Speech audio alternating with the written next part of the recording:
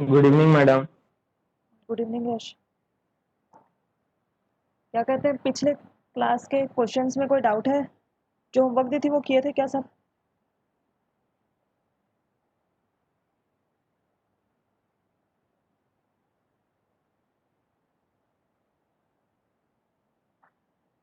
Questions हो गए थे?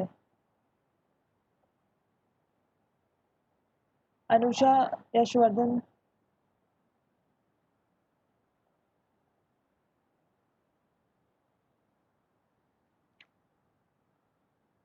वो क्वेश्चन दिया था ना लास्ट में मैंने। 10 gram of C2H6 is filled in a bulb of 1 liter capacity which can withstand maximum pressure of 10 atmospheric pressure. At what temperature the pressure of the gas will reach the bursting limit? ये last question दिया था मैंने। इसको कैसे किए? इस question में क्या दिया था?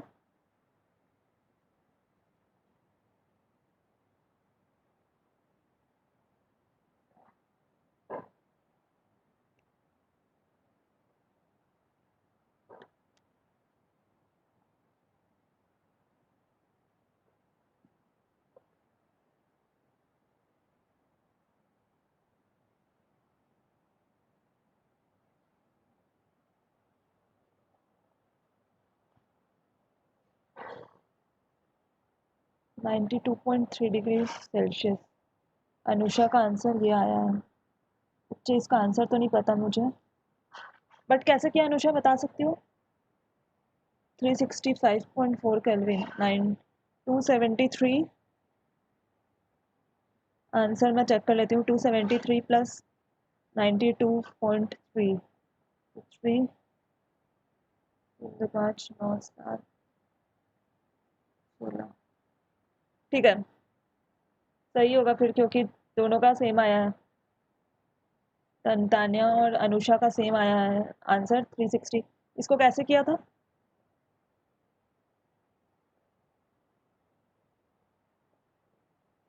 कुछ नहीं था, हम लोगों को P V is equal to NRT ही लगाना था इसमें।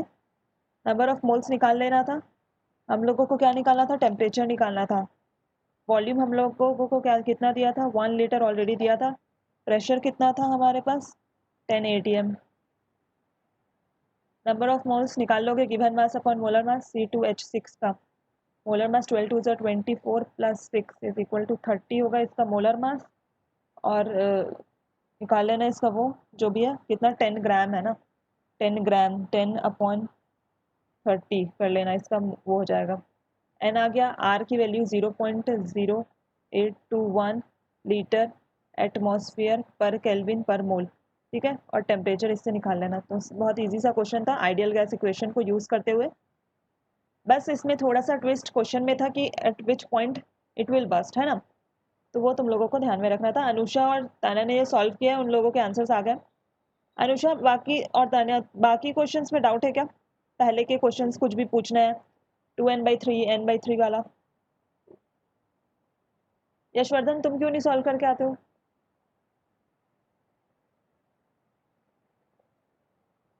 No doubt ma'am, very good.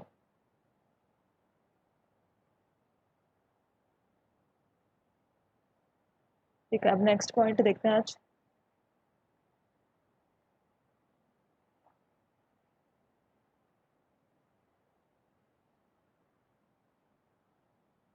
जो हम लोगों का प्रेशर मेजर करने का होता है, गैस प्रेशर को कैसे मेजर करते हैं?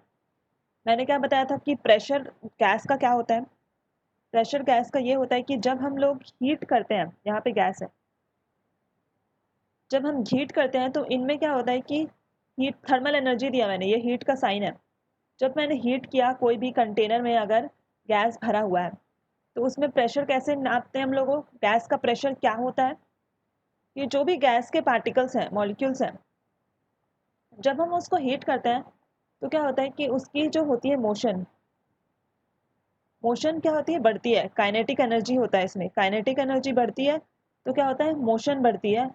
और जब मोशन बढ़ता है तो क्या होता है? कोलिशन होता है। कोलिशन होता है।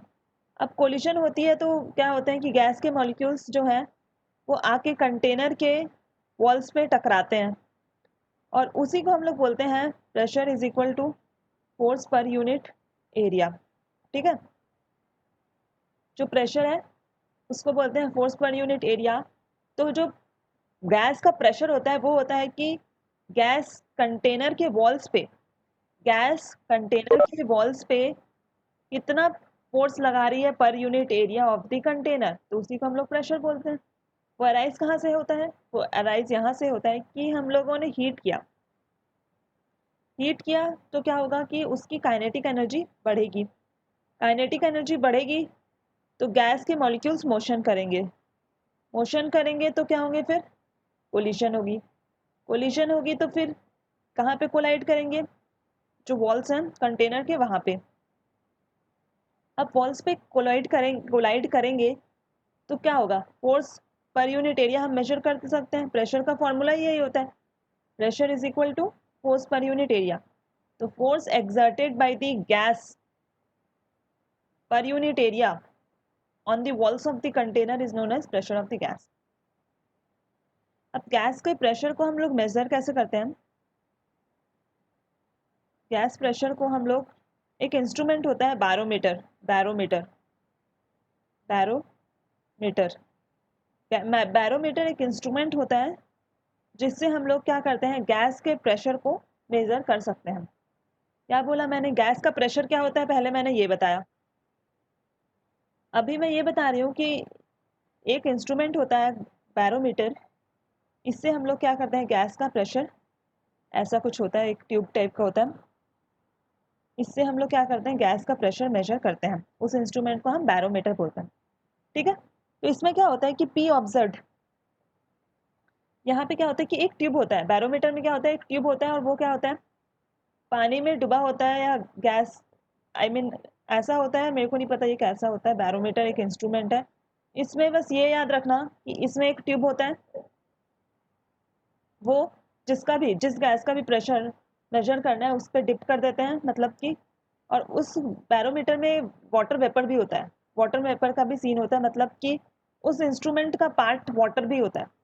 ठीक है, तो इसमें क्या होता है कि पी ऑब्जर्व जो होता है, प्रेशर ऑब्जर्व कितना आता है गैस का, P observed is equal to P gas जो कि है ड्राई अपना, ठीक है, plus pressure of water vapour,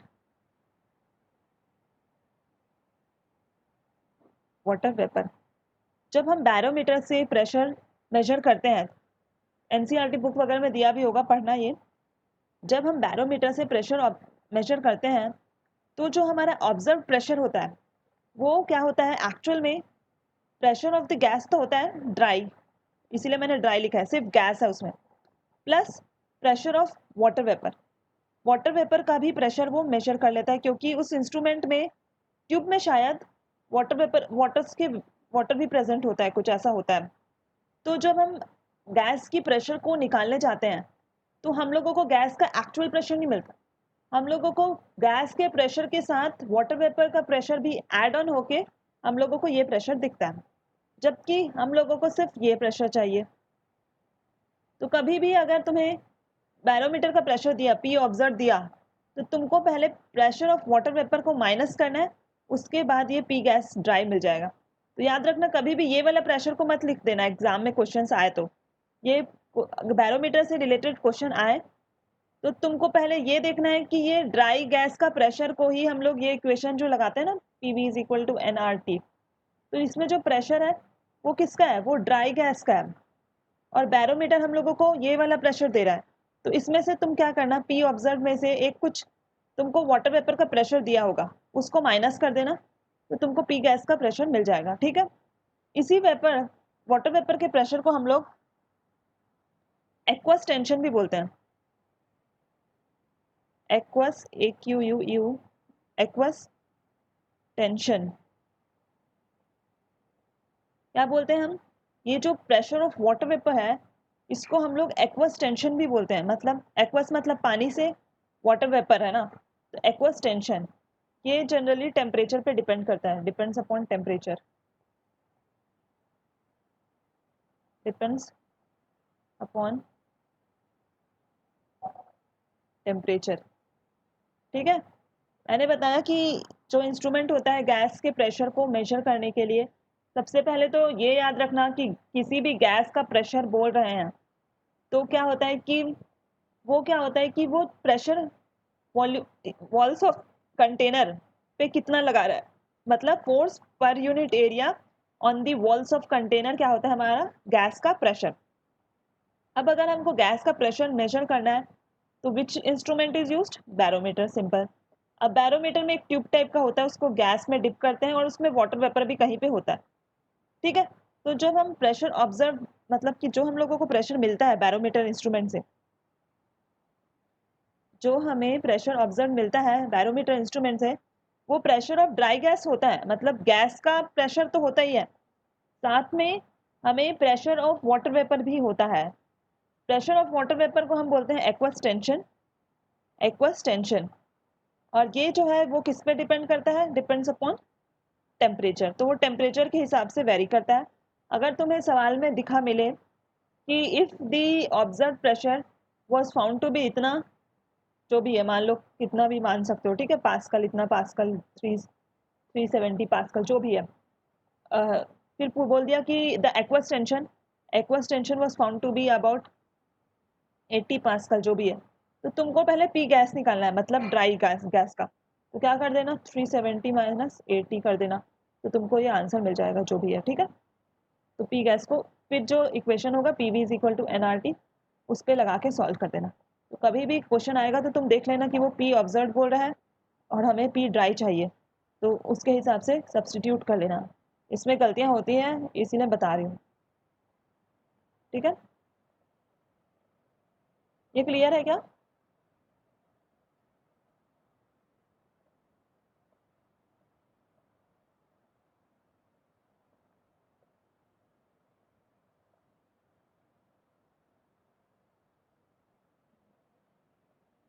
कितनी बात क्लियर है? Yes ma'am. Yes ma'am. ठीक है,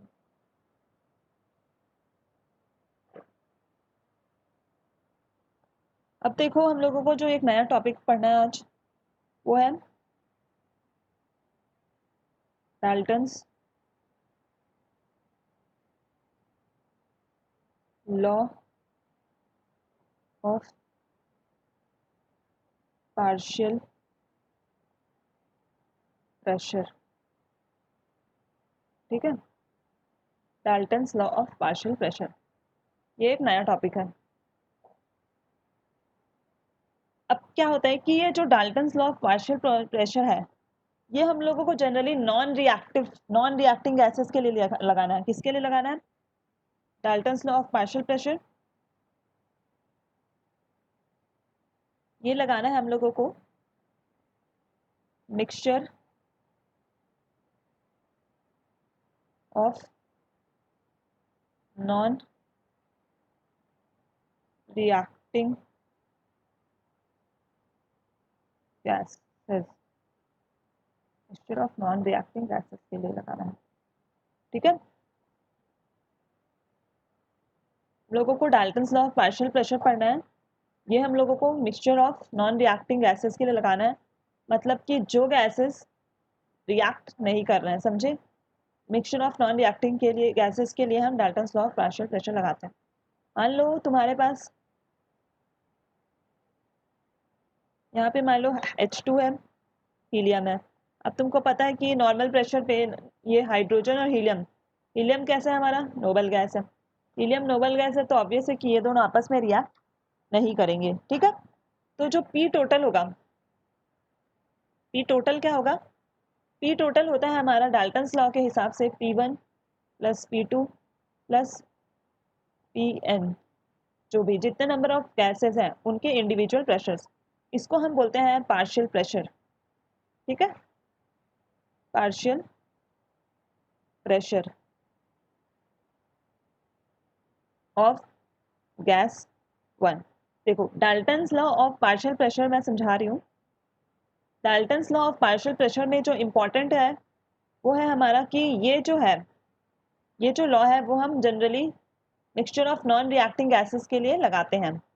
ठीक है, नॉन रिएक्टिंग का मतलब है कि जो गैसेस आपस में रिएक्ट नहीं करती हैं। ऑर्डिनरी टेम्परेचर पे जो गैसेस आपस में रिएक्ट नहीं करती हैं उसे हम mixture of non reacting gases बोलते हैं। ठीक है, जैसे कि मैंने एग्जांपल लिया H2 और हीलियम, तो डाल्टन लॉ के हिसाब से जो P टोटल होगा, ये P टोटल है, P टोटल क्या होगा, partial pressure of hydrogen plus partial pressure of helium, ये इसका होगा इस एग्जाम्पल के लिए। क्या बोला मैंने, ये पार्शियल प्रेशर है। पार्शियल प्रेशर अभी क्या होता है, कैसे निकालते हैं वो मैं बताऊंगी। अभी के लिए बस याद रखो कि टोटल प्रेशर निकालने बोला है तुम लोगों को। अगर टोटल प्रेशर निकालने बोला है और दो नॉन रिएक्टिंग गैसेस दिए हुए हैं तो इंडिविजुअल मतलब कि ये है पार्शियल प्रेशर ऑफ, देखो ये टर्म यूज करना, partial pressure of hydrogen and partial pressure of helium का ये सम होगा। तो डाल्टन्स लॉ का ये लॉ है कि जो टोटल होता है प्रेशर वो होता है sum of individual partial pressure of gases. Sum of individual partial pressure of gases जो होता है वही हमारा Dalton's law of partial pressure है। अब सवाल उठता है कि मैम पार्शियल प्रेशर जो है वो हम कैसे निकालेंगे इंडिविजुअल गैसेस का, तो वो अब देखते हैं हम। इतनी बात क्लियर है?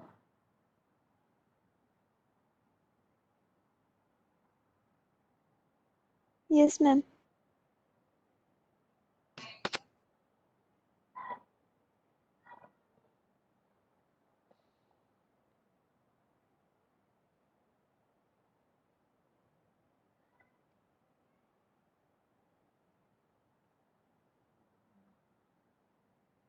देखो अब पार्शियल प्रेशर निकालना है हम लोगों को। ठीक है, हमारे पास है दो गैसेस, फिर से मैं एग्जांपल लूँगा, हाइड्रोजन और हीलियम। अब क्या होता है कि जब हम लोगों को पार्शियल प्रेशर निकालना होता है किसी भी इंडिविजुअल गैसेस का, पार्शियल प्रेशर,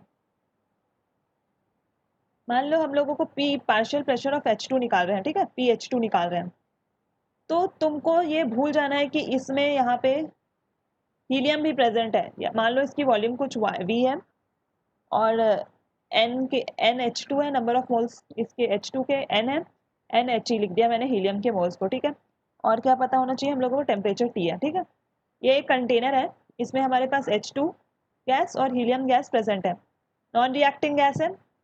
H2 के नंबर ऑफ मोल्स NH2 हैं और हीलियम के नंबर ऑफ मोल्स NHE हैं, वॉल्यूम V, टेम्परेचर T। ठीक है, अब हम लोग को पता करना है कि जो हमारा H2 है वो कितना पार्शियल प्रेशर एक्सर्ट कर रहा होगा। ठीक है, तो पार्शियल प्रेशर वो चीज़ है, जब तुम ये भूल जाना कि जब तुमको H2 का पार्शियल प्रेशर निकालना है तब तुमको HE को इग्नोर कर देना है, HE को सोचना ही नहीं है कि ये यहाँ पे प्रेजेंट है। H2 अपने आप में ऐसा है कि मेरा ही पूरा गैस, ये मेरा ही पूरा कंटेनर है, मेरा ही गैस है, समझो मैं क्या बोल रही हूँ, ध्यान से समझो।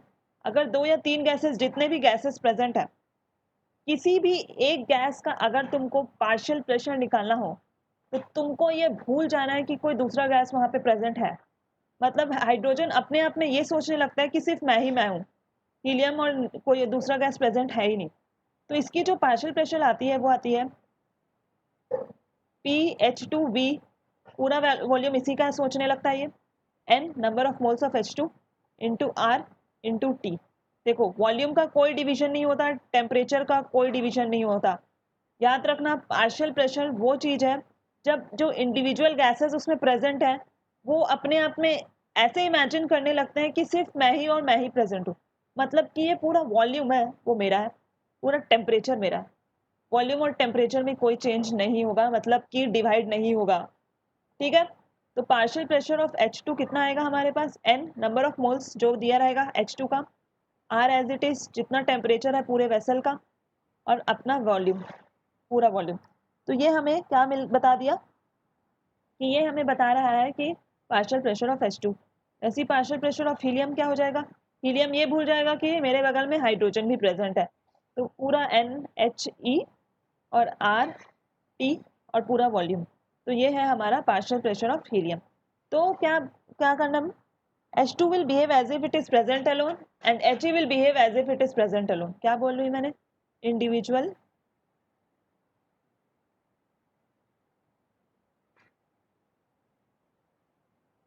gases will behave as if it is present alone। ठीक है, तो हम लोग उसी को पार्शियल प्रेशर का नाम दे देते हैं। ठीक है, यही पार्शियल प्रेशर चीज है। क्लियर है इतनी बात? क्लियर है? पार्शियल प्रेशर क्या होता है, ये सबको बात क्लियर है? Yes ma'am.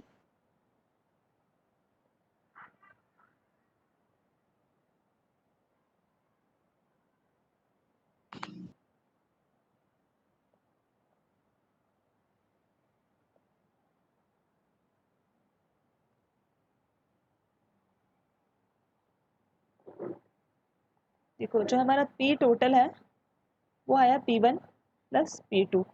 अब ये हमको प्रूफ करना है कि मैम ये कैसे हुआ। ठीक है, P1 हमारा जो है P टोटल है वो हमारा P1 प्लस P2 है, ये हमको प्रूफ करना है। अब पार्शियल प्रेशर हम लोगों ने देख लिया, P total is the partial sum of partial pressure of first gas and partial pressure of second gas. तो फिर से देखते हैं हम लोगों में, हमारे पास गैस A1 है, ये गैस 2 है, 1 और 2 है। ठीक है, इसकी N1 मोल्स हैं, इसके N2 मोल्स हैं। ठीक है, तो P total is equal to, इसकी वॉल्यूम V है, टेम्परेचर T है, तो P total into V is equal to, अब टोटल नंबर ऑफ मोल्स कितने होंगे, N1 प्लस N2, क्योंकि हम लोग अभी P टोटल निकाल रहे हैं, इंटू R इंटू T। ठीक है, PV is equal to NRT लगाया मैंने, ये P टोटल है, टोटल। ठीक है, अब P1 के लिए कितना होगा, P1 partial pressure of 1 is equal to PV is equal to N1 into R into T। P2 के लिए कितना होगा, N2 इंटू RT। ठीक है, ये मान लो इक्वेशन 1 है, ये इक्वेशन 2 है और ये इक्वेशन 3 है। ठीक है, इक्वेशन 1, इक्वेशन 2 और इक्वेशन 3। अब देखो, तुम इन दोनों को ऐड कर दो, इक्वेशन 2 और 3 को, तो ये हो जाएगा P, इक्वेशन 2 और 3, P1 plus P2 into V is equal to N1 plus N2 RT, यही आएगा। देखो मैंने क्या किया है, ऐड इक्वेशन 2 एंड 3, इक्वेशन 2 और 3 को मैंने ऐड कर दिया। जब मैंने इक्वेशन 2 और 3 को ऐड किया तो हमारा P1 plus P2 into V is equal to N1 plus N2 RT आ रहा है। अब देखो हमारा LHS, ये इक्वेशन 1 को देखो, इक्वेशन 1 में जो है ये P टोटल है, P total V is equal to N1 plus N2 plus RT, यही आ गया सेम। तो इसका मतलब तो यही हो गया ना, कंपेयरिंग के साथ, अगर P total into V is equal to N1 plus N2 into RT, तो अब जब हम कंपेयर करेंगे P टोटल को तो हमारा कितना आ रहा है, P1 प्लस P2,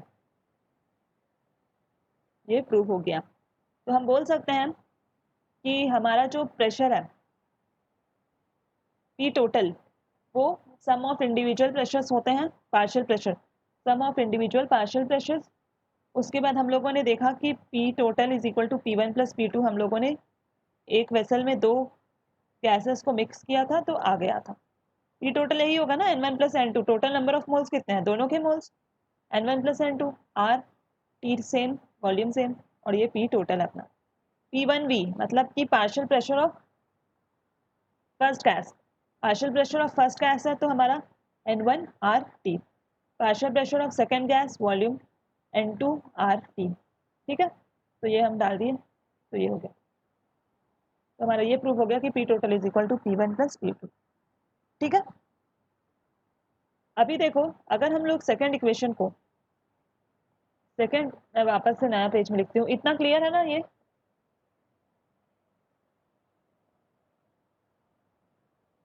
आज कमलेश क्यों नहीं आया?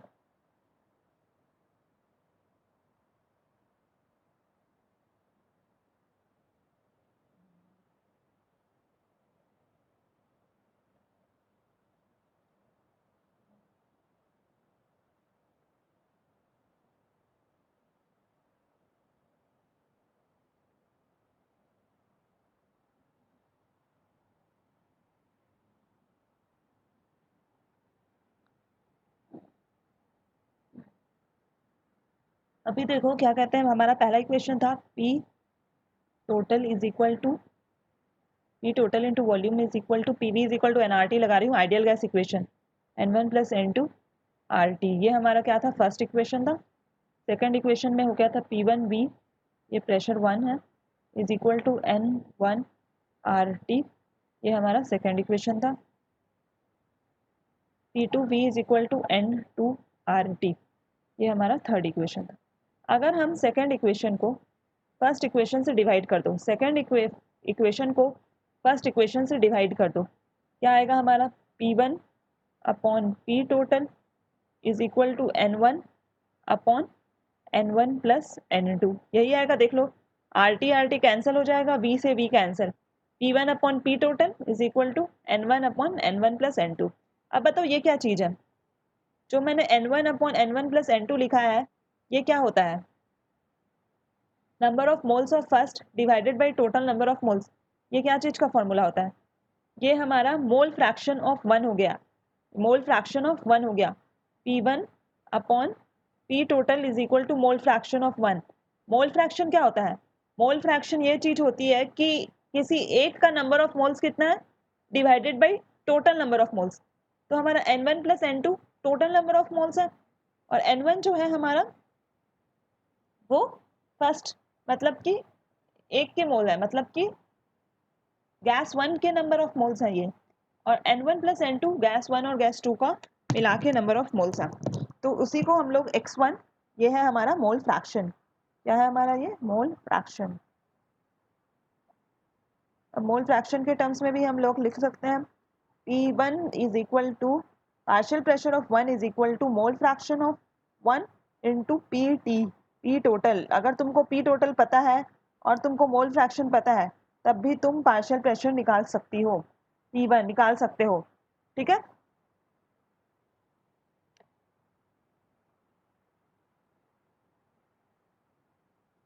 ये क्लियर है कैसे आया। उसी तरह अगर तुम ये डिवाइड कर दो, मतलब कि इक्वेशन 3 को फर्स्ट से डिवाइड कर दो, इक्वेशन 3 को फर्स्ट से डिवाइड कर देंगे तो हमारा ये हो जाएगा P2 upon PT is equal to N2 upon N1 plus N2, यही आएगा। तो जो P2 है वो हमारा हो जाएगा X2 इंटू PT, ये है मोल fraction of second divided by जो हमारा टोटल प्रेशर था, सॉरी इंटू टोटल प्रेशर। तो इससे हम लोगों को ये भी डाल्टन्स लॉ का रूल है। सबसे पहला रूल था P टोटल जो है वो हमारा P1 प्लस P2 होना चाहिए, मतलब जो भी है। उसके बाद हमारा जो mole fraction partial pressure of 1 is equal to mole fraction of 1 into P total, and P2 is equal to mole fraction of 2 into P total। ये ये हमारा Dalton's law of partial pressure बताता है। ये क्लियर है, पहले ये बताओ number of moles mole fraction, ये क्लियर है। Yes ma'am. क्लियर है ना। मैम ये सब डेरिवेशन को भी याद करना पड़ेगा। नहीं, डेरिवेशन को याद नहीं करना है, बस तुमको ना कंक्लूजन बता रही हूँ कि ये आया कहाँ से है, कैसे आया है, ठीक है। डायरेक्ट लिख दूंगी तो फिर तुम ही लोगों को दिक्कत हो जाएगा ना। तुमको बस फॉर्मूला और उसका जो क्रक्स है कि तुमको लॉजिक पता होना चाहिए कि डाल्टन्स लॉ बोलता क्या था, ठीक है। तो ये पता होना चाहिए कि नॉन रिएक्टिव गैसेस के लिए है, फिर जो पार्शियल प्रेशर होती क्या है उसको निकालते कैसे हैं, फिर ये डेरिवेशन नहीं है, ये बस मतलब कि कॉमन, मतलब ऐसे सोच सकते हो कि ये ऐसे निकाले हैं। तो डेरिवेशन तो क्या ही है, बस डिवाइड कर दिए हैं, ठीक है। तुमको बस ये पता होना चाहिए कि P1 is equal to mole fraction of 1 into PT partial pressure, sorry, pressure of second, partial pressure of second gas is equal to mole fraction of 2 into PT, P1 into X1T, ठीक है। ये अब तुम देखो, अगर तुम इन दोनों को भी डिवाइड कर दो, मतलब कि P1 अपॉन P2, इन दोनों इक्वेशन को जो बॉक्स में है उनको मैं डिवाइड कर रही हूँ, P1 अपॉन P2 को अगर डिवाइड करोगे तो हमारे पास क्या हो जाएगा, X1 upon X2, X1 upon X2 is equal to, ये क्या हो जाएगा, अगर X1 को लिखेंगे तो X1 क्या होता है N1 upon N1 plus N2 divided by X2 क्या होता है N2 upon N1 plus N2, तो टोटल क्या आ जाएगा N1 प्लस N2। तो ये भी एक इक्वेशन हो सकता है कि अगर तुमको पार्शियल प्रेशर्स दे दिए हैं तो तुम उसका मोल फ्रैक्शन का डायरेक्ट रेशियो निकाल सकती हो ऐसे P1 upon P2 is equal to X1 upon X2 is equal to N1 upon N2। ये एक पूरा इक्वेशन है। ठीक है, इसको नया उसको लिख लेते हैं।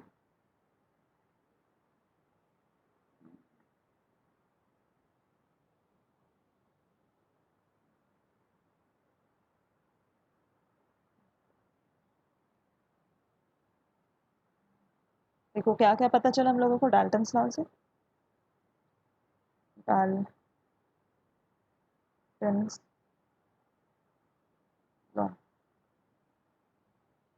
डाल्टन्स लॉ ने तो सबसे पहले ये बताया कि P total is equal to P1 plus P2 plus जितने भी नंबर ऑफ गैसेस होंगे। ठीक है, फिर हम लोगों को P1 is equal to X1 mole fraction of first into P total पता चला।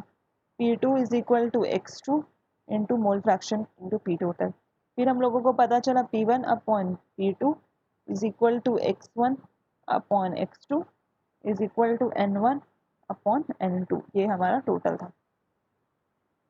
ठीक है, ये सारे हम लोगों को बातें Dalton's law of partial pressure से पता चला। ठीक है, इतनी बात क्लियर है सबको? क्लियर है? कुछ डाउट है डाल्टन्स लॉ में? अब इससे क्योंकि मैम लास्ट वाला जो इक्वेशन है उसमें N1 अपॉन N2 कैसे होगा? N1 अपॉन N2 कैसे होगा? ठीक है, ये देखो हमें पता है मोल फ्रैक्शन का होता है X1।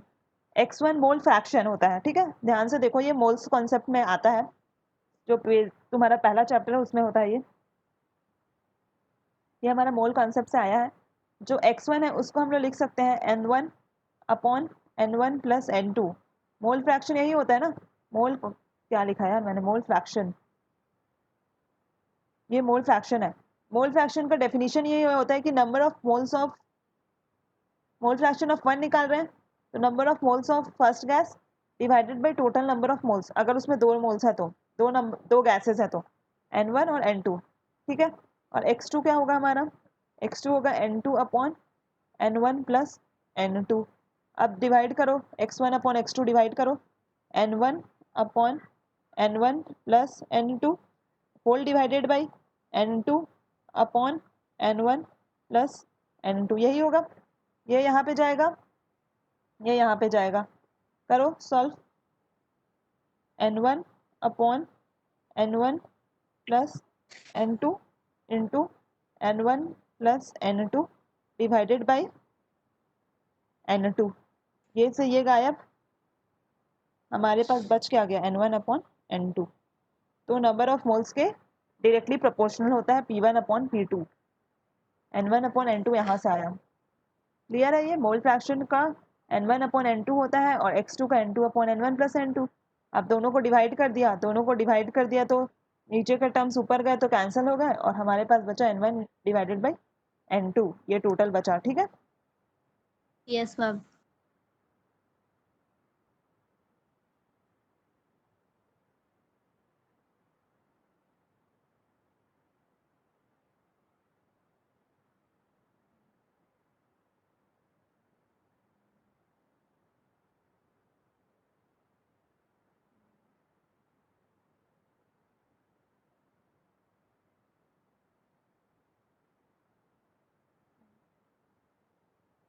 इसमें क्वेश्चंस देखो आप। On which of the following Dalton's law is not valid? देखो ये क्वेश्चन है, on which of the following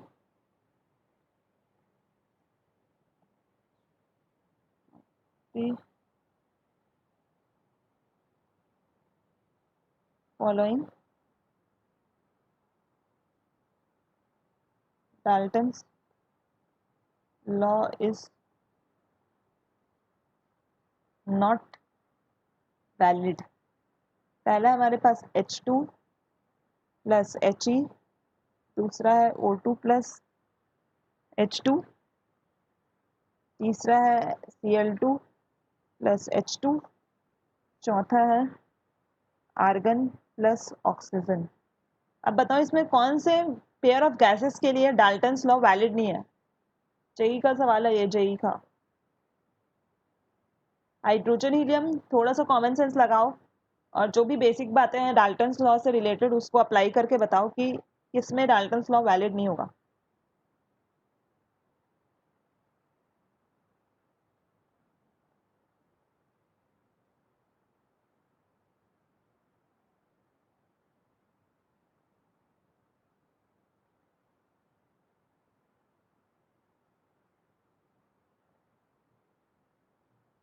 ma'am वो समझ में नहीं आ रहा है। कौन सा? यशवर्धन, यशवर्धन कौन सा? यहाँ पे लिखा है on which of the following Dalton's law is not valid, ये ऊपर लिखा है स्टेटमेंट।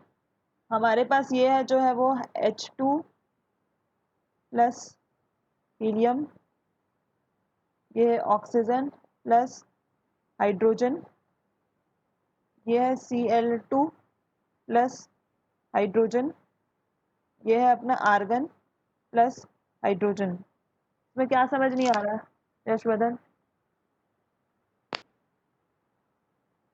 क्या समझ में मैं नहीं क्या आ रहा? लिखा? अच्छा, क्या लिखा था? ए अभी लिखा अभी था वो। हाँ अभी समझ आ रहा है? हाँ हाँ। ठीक है, तुमको बताना है कि किसमें डाल्टन्स लॉ वैलिड नहीं है। हाइड्रोजन और हीलियम है, ऑक्सीजन और हाइड्रोजन है, क्लोरीन और हाइड्रोजन है, आर्गन और हाइड्रोजन। देखो मैंने बताया था कि जो डाल्टन्स लॉ है वो किसके लिए लगाते हैं हम? नॉन रिएक्टिंग गैसेस के लिए। Non reacting gases, non reacting gases के लिए लगाते हैं। अब हम लोगों को पता है हीलियम और हाइड्रोजन रिएक्ट करेंगे क्या? हीलियम तो नोबल गैस है, नहीं करेगा, तो इसमें डाल्टन्स लॉ लगा सकते हैं। ऑक्सीजन और हाइड्रोजन भी रिएक्ट नहीं करते हैं, याद रखना ये। ऑक्सीजन और हाइड्रोजन भी रिएक्ट नहीं करते हैं नॉर्मल टेम्परेचर पे। नॉर्मल टेम्परेचर पे जो हमारे ऑक्सीजन और हाइड्रोजन है ये भी रिएक्ट नहीं करते हैं, मतलब ये भी नॉन रिएक्टिव है। तो ये आर्गन और हाइड्रोजन, आर्गन हमारा नोबल गैस है, हाइड्रोजन नहीं sorry helium, neon, argon, krypton, xenon, radon. Argon जो है हमारा क्या है? नोबल गैस है, ये भी इनर्ट है, ये भी रिएक्ट नहीं करता है, तो ये भी नॉन रिएक्टिव हुआ। तो कौन सा आंसर सही होगा? ये। क्लोरीन और हाइड्रोजन रिएक्ट कर जाते हैं नॉर्मल कंडीशंस में, और डाल्टन्स लॉ किसके लिए वैलिड है? नॉन रिएक्टिंग गैसेस के लिए। तो ये ऑप्शन हमारा आंसर है, Cl2 प्लस H2, क्योंकि ये रिएक्टिंग गैसेस हैं, ये नॉन रिएक्टिंग गैसेस नहीं है। क्लियर है ये?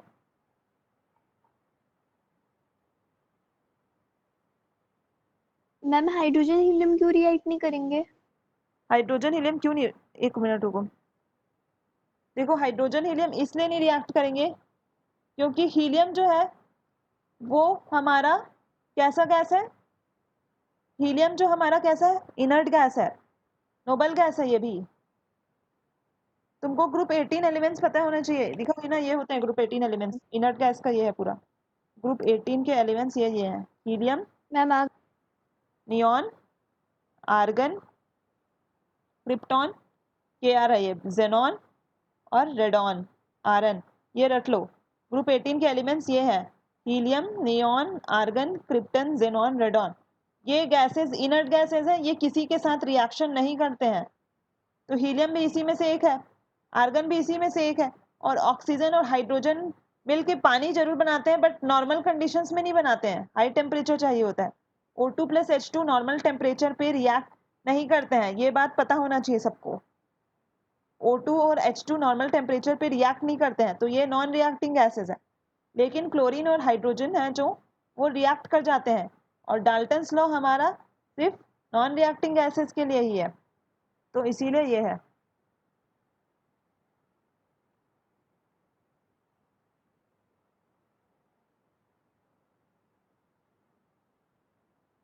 ये समझ में आ गया? अब देखो दूसरा क्वेश्चन।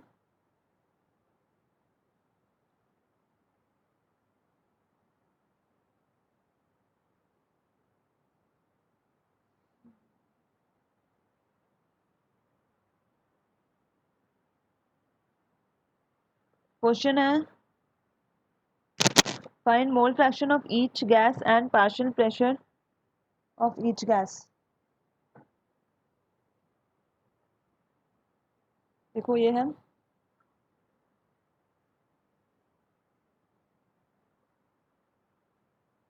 तुम्हारे पास ये है कंटेनर, इसमें जो हमारा है 48 ग्राम मीथेन है CH4 और कितना ग्राम है 16 ग्राम हमारा कौन है हीलियम है। ठीक है, हमारा जो V है वॉल्यूम वो है 2 लीटर और टेम्परेचर है अपना 27 डिग्री सेल्सियस। ठीक है, अब सवाल ये है कि find mole fraction and partial pressure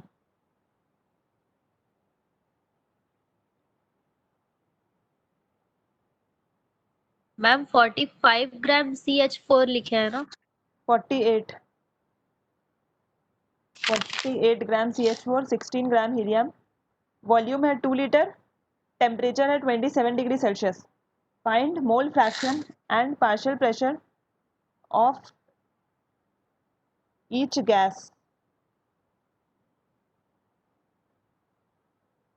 mole fraction निकालना है हर एक गैस का और पार्शियल प्रेशर निकालना है हर एक गैस का। ठीक है, ये कर लोगे? करो इसको जल्दी से, बताओ कैसे करना है।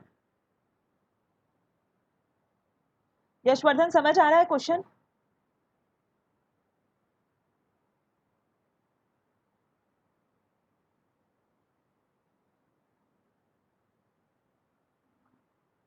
यशवर्धन समझ आ रहा है? ठीक है, तो करके बताओ इसको कैसे करना है, बताओ करना कैसे है इसको।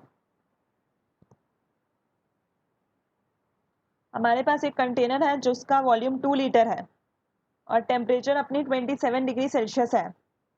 उसमें 48 ग्राम मीथेन है, 16 ग्राम हीलियम है। पूछा है find mole fraction and partial pressure of each gas.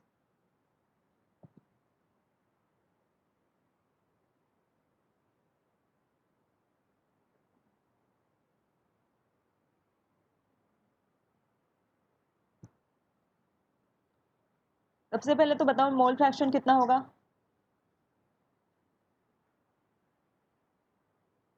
Number of moles ही बता दो पहले तो, NCH4। Number of moles of methane कितने होंगे? मैम 3। Very good. 48 अपॉन 16 कितना होगा? 16 में 32, 16 3 मोल्स होंगे इसके, 3 मोल्स। इसके कितने होंगे? N। हीलियम के कितने होंगे?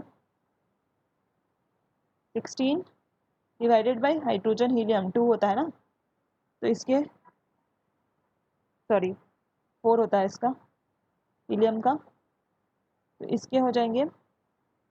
एटॉमिक नंबर 2 होता है, इसका मास नंबर 4 होता है हीलियम का, याद रखना। तो हाइड्रोजन सॉरी हीलियम का 16 डिवाइडेड बाई 4 मोल्स होंगे इसके। ठीक है, ये कैलकुलेट हो गया। अब इसका मोल फ्रैक्शन निकाल लोगे। मोल फ्रैक्शन CH4 का क्या होगा? Number of moles of CH4 divided by N CH4 plus N helium, यही होगा। Number of moles of CH4 upon NCH4 plus N helium, total number of moles. तो helium के CH4 के कितने moles हैं? 3 मोल्स।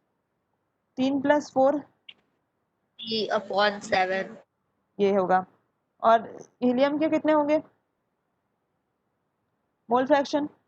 4/7 होगा, क्योंकि इसके नंबर ऑफ मोल्स कितने हैं? 4 हैं और टोटल नंबर ऑफ मोल्स 7 है, तो 4/7। तो इन दोनों के मोल फ्रैक्शन निकल गए। अब हम लोगों को पार्शियल प्रेशर निकालना है। पार्शियल प्रेशर का फॉर्मूला क्या होता है? PCH4 इज इक्वल टू, देखो नया पेज में कर रही हूँ मैं।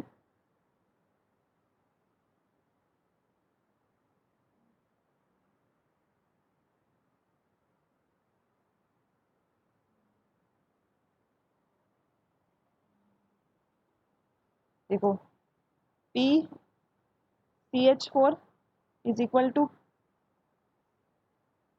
CH4 इंटू P टोटल यही होता है ना। और P H E, P helium का कितना होगा, partial pressure of helium is equal to mole fraction of helium into P total, यही होगा। अब हम लोगों को मोल फ्रैक्शन तो पता है, मोल फ्रैक्शन कितना आया है 4/7, किसका आया है मोल फ्रैक्शन ऑफ हीलियम आया था, और 3/7 किसका आया था मोल फ्रैक्शन ऑफ CH4 आया था। ये दोनों तो चलो पता है हम लोगों को। क्या हम लोगों को पी टोटल पता है, पी टोटल नहीं पता है, तो चलो पी टोटल ही पहले निकाल लेते हैं। P total into V is equal to N1 plus N2 divided into R T. तो ईजी है। N1 कितने आए थे हमारे, total number of moles CH4 के कितने आए थे, 4, सॉरी कितने मोल्स थे, 3 मोल्स थे ना, 3 मोल्स इसके आए थे, 4 मोल्स इसके आए थे, तो 7 मोल्स। आर लगा देना 0.0821 लीटर एटमॉस्फेयर पर केल्विन पर मोल, ये लगा देना। और टेम्परेचर कितना है हमारे पास 300 degree kelvin, sorry 300 kelvin.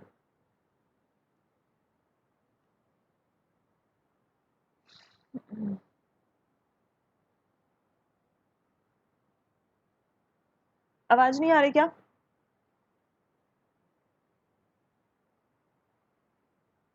Ma'am buffer हो रहा वापस से सब ज्वाइन करो, ये टाइम भी खत्म हो गया है।